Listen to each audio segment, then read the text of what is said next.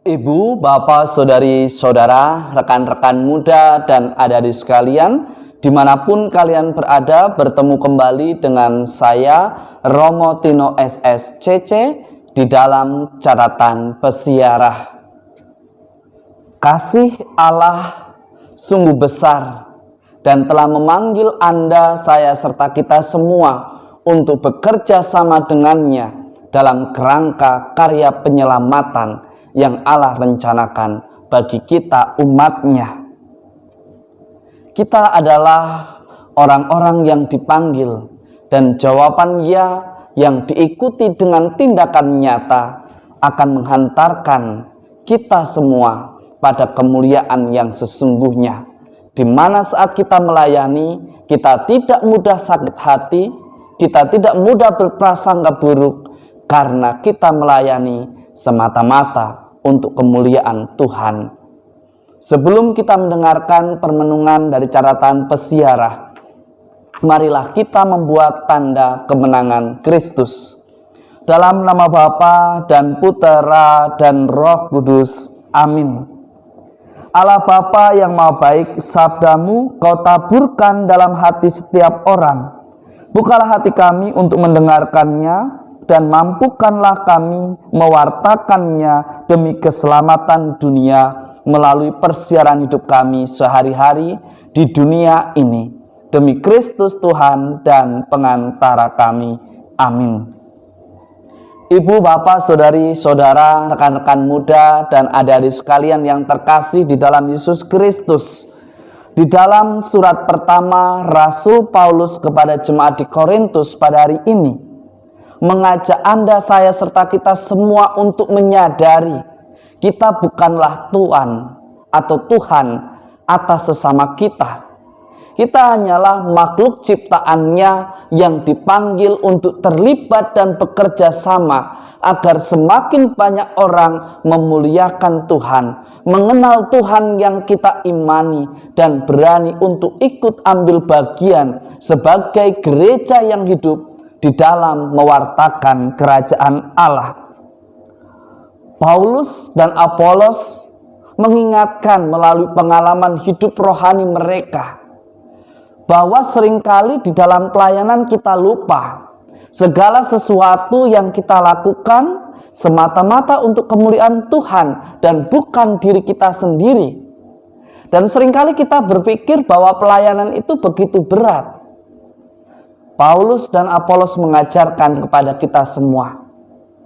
Seringkali hal itu menjadi berat dan terasa menjadi beban bagi hidup kita karena kita tidak mau bekerja sama.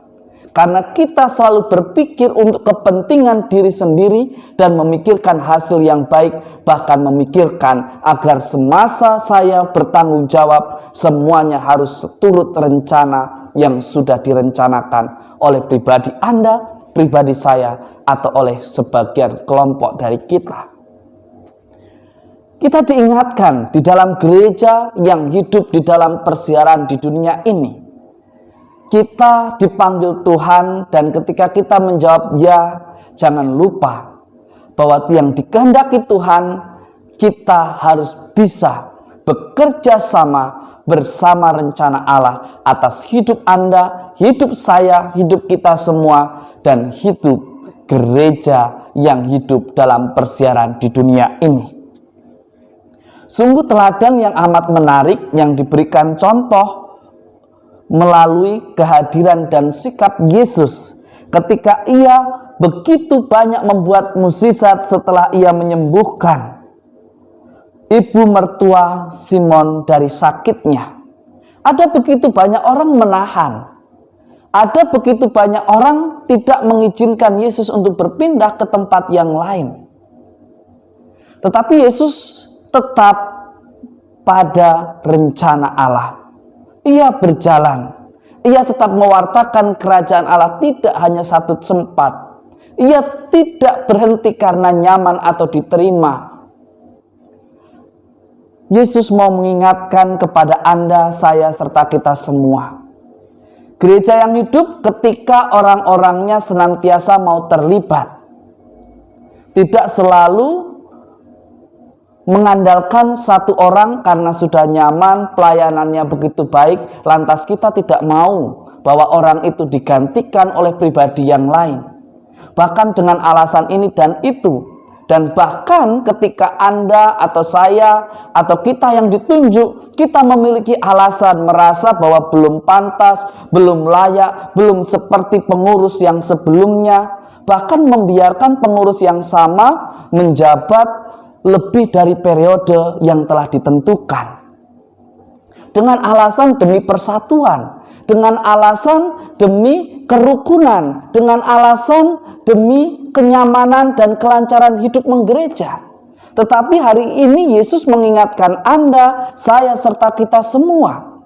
Gereja yang hidup itu ditandai dengan semakin banyak orang berani terlibat dan menjawab panggilan Tuhan dengan mantap, ya saya ikut ambil bagian. Bukan justru menahan yang lama karena merasa nyaman, karena akan merasa terbebas dari tanggung jawab, karena akan memiliki kesempatan untuk mengkritik atau menyalahkan atau menjatuhkan seseorang yang memiliki catatan yang baik.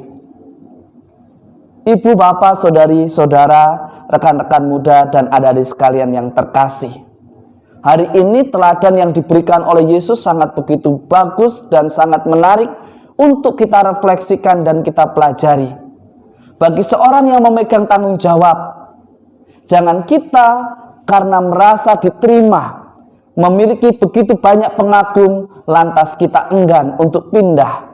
Lantas kita enggan untuk menerima tanggung jawab yang baru. Lantas kita mulai mencari-cari alasan, mencari-cari pembenaran atas keputusan yang dibuat. Begitu pula bagi kita yang dilayani oleh orang-orang terpilih yang memiliki kualitas yang sesuai dengan perasaan, dengan keinginan, dan juga dinamika yang ada di dalam komunitas, lingkungan, maupun kelompok masyarakat kita.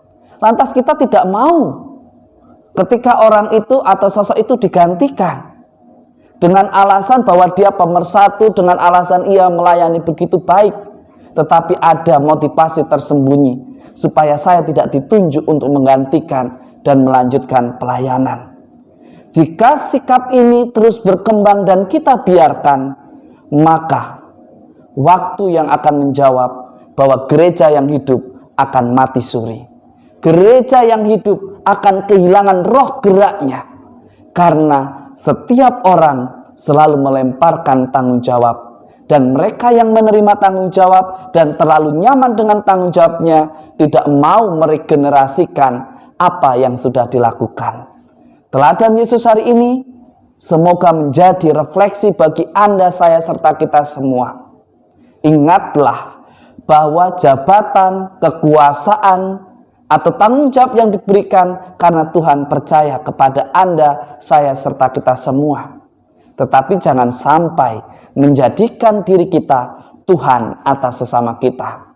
Jangan sampai kita menjadikan diri kita sebagai budak dari tanggung jawab dan kekuasaan yang kita terima. Orang beriman akan berani menciptakan generasi yang lain, berani menciptakan semakin banyak orang terlibat di dalam pewartaan dan karya pelayanan.